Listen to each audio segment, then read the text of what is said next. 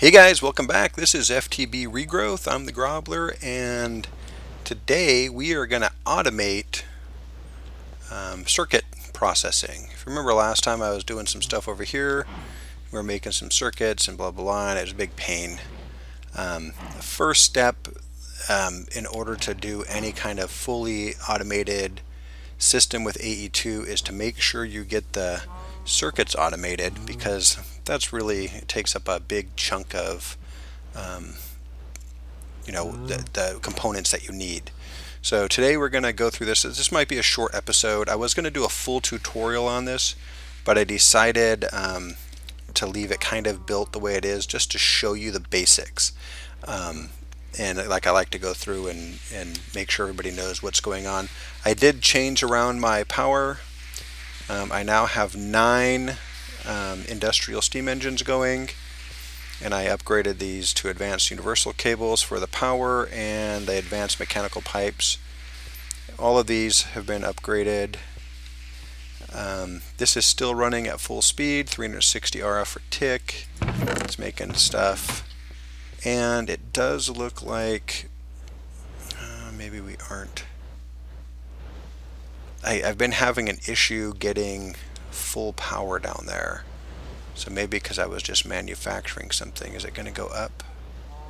I think it's going up slowly, so we have barely enough to run that down there and run those things. This seems to be sticking right around there. We might be losing a little bit because I think it was at 540,000 yesterday or last night when I was looking at this. So we might be losing a little. We'll have to fix the power up at some point. So let's get into this stuff. So remember, circuits, the circuits that I have none on me. Let's do this. At applied. If you do the at symbol in front of it, it pulls up all the applied or whatever you type. So all the applied energistic stuff. So these are the other processors. I'm sorry, I was calling them circuits. These are the circuits. So we want to automate this system. Remember, we did the inscribers and all that. Well, first things that we're going to need, we need some of this cabling. And if we look at this, this is a quartz fiber. Quartz fiber is made with some dust and some glass, and it could be made into ME glass cables. This is the Fluix version. This Fluix version is the basis for all of the other versions, covered cables, and then we can get into bigger and better smart cables and all that stuff, and I'll explain that downstairs. So let's go ahead and check out downstairs, and I'm gonna, hopefully I can, oh, and we're also going to cover some P2P stuff too. So first off, you'll notice I changed things around a little bit. It's still a mess, but we've got this coming down. We've got these things over here, and what is that stuck on? What's going on? Sorry. The stored one, is it missing something? Oh yes, duh. The one thing it can't make. So let me go grab something. Sorry. I was making some of those chips because I was gonna get some, or those processors because I was gonna get some things set up, some input buses and stuff set up, because I don't have enough to make everything. We're not going to go through everything, we're just going to show you what I have for the ones that are there. So what's cool about the ME system is that throw something in there, say there were 53 and 52 go away, it's actually going to make it, that will disappear. It's making something. As soon as that one gets made, that will disappear. So I'm going to go through this now. So the ME system, we need a controller.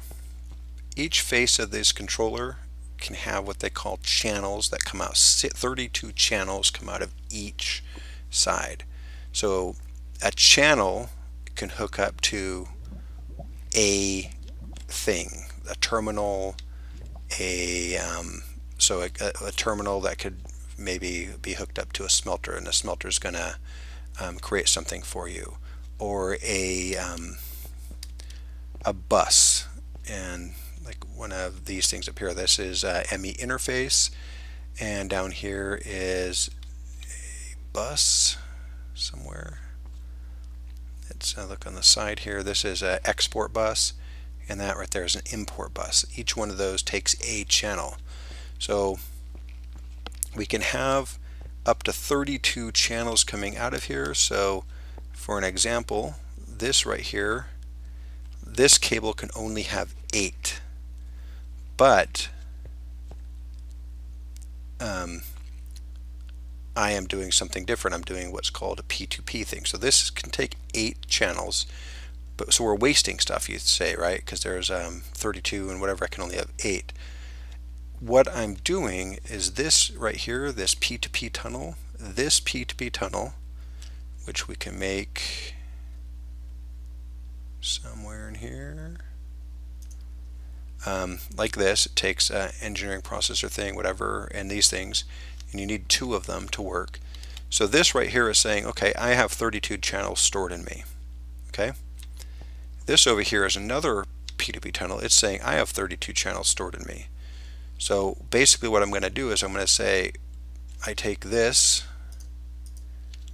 and I shift right click on that, and if you see it says successfully stored, then I can come over here and right click on that, and now these 32 channels are coming out right here.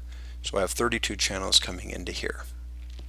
Okay, and you're saying, well, what's this cable? Well, this cable, everything has to be powered, and it, from what I understand, it needs to be powered from this. I think it needs to be powered from something, because I tried to do something cheaty and it didn't work. So this is how I'm going to go. This quartz fiber makes it so that it's only electricity or power and no data is transferring to it. So this is only connected here. It's coming out here. So this is power. This actually is data. That's why those things work. If I click, I can see inside the terminal. But this is off of a different face or different size. This has 8 because it's coming off of that side. That has 8 because it's coming off of that side.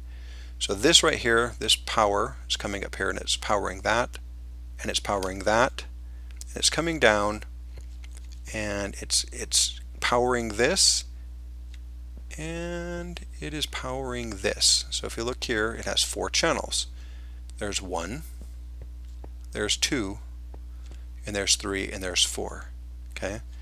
In addition to that, this power is coming. It's also taking power and going around here to power this side.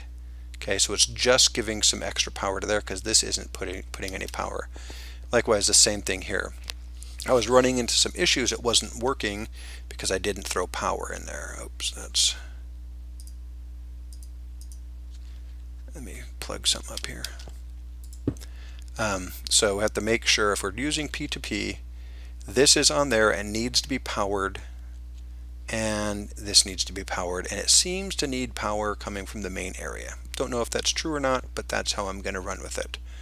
So that's P2P. 32 channels coming from there, and those actually are coming over out of this thing, which comes this direction. And I have, I'm only using 1 channel. See that 1 channel there? And this says I'm using 3 because I have it connected to these 2 things, which we'll talk about in a minute. Okay, so each one of those is 1 right there, 1, 1, 1. So there's 3 things connected to this 32. We're over here, we have 4 because we counted those, and then in here it's 13 of 32 channels because we have some other stuff. So let's get into this. And ask me any questions. I can do a tutorial or something on it too if you need me to, but basically what we need is we need to make silicon, and what's that, a logic, an engineering, and a calculation press. Okay, so we need, this is what we use to do the basics, and that's make these things right here, right? And then this one. So those 4 are the basics. From these 4, or those 3 really, we can make other things like the logic processor. Okay, so what I do is I'm setting this up. I put this down, and you put the inscriber inside, one for, or the plate in for one for each of them. Okay, on the top we have an interface, okay? And on the bottom, we don't have anything for these. This is just power. If we look at this, you'll notice that there's power coming out and it's only touching those. So there's no channels going there, just power. Up at the top, this is where the data is being flowed, okay? In the front, we have an import bus. The import bus takes stuff from an inventory and pushes it into the database, which is that chest right there. So it's whatever we make goes into there. So it's pulling whatever's made out of here and putting it into there. So we set it up like this. The problem is it won't work like this. So we need to take the tool, or a wrench, and we need to turn these to be sideways. So when we first set these up, if I right click, right click, right click, you'll notice that, see the white thing up at the top? That's the plate. We go one more and it turns it so the white thing's to the left. And this setup will work for that. So we have an interface and we have the import buses. Now the import buses pulls things out when they're done. That's all we need to know about that. The interface is the cool thing. The interface has a pattern. And a pattern is, if I come over here and I take, let's take this, and this is just because that's what is in that particular one. We come over here, you need a pattern terminal, is that what it's called? Yeah, pattern terminal. And I can come in here and I can say, I want this silicon to make that.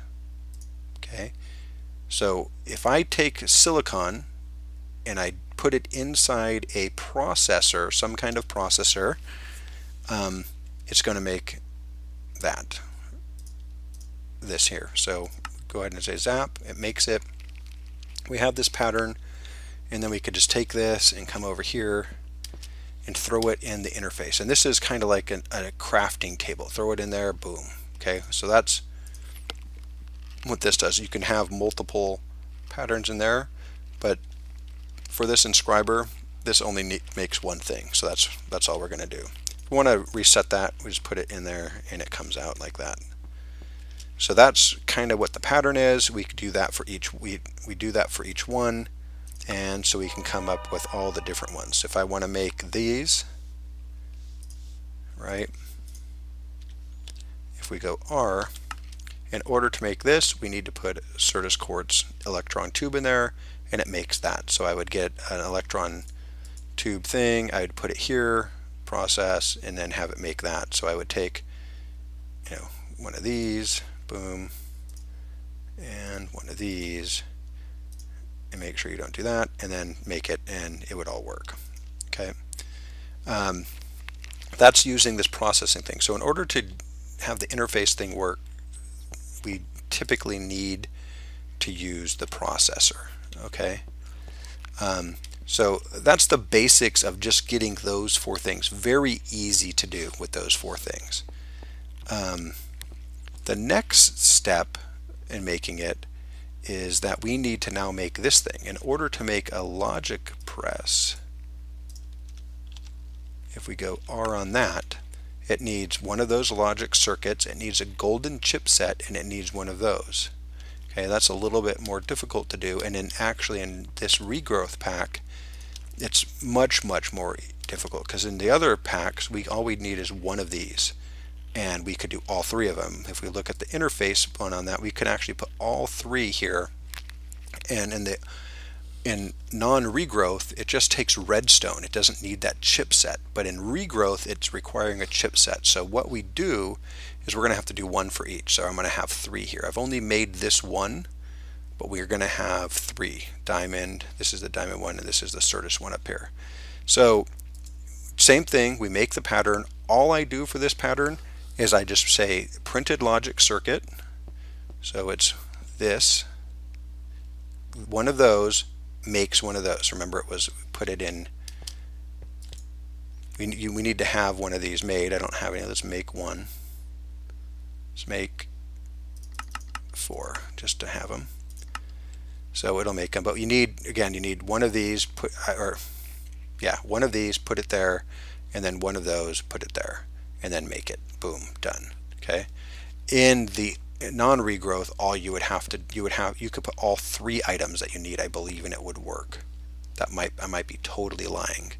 It might not work because you actually, there's different sides. Top, hold on.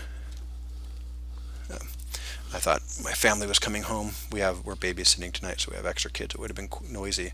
So yeah, the top, it deals with this one piece here.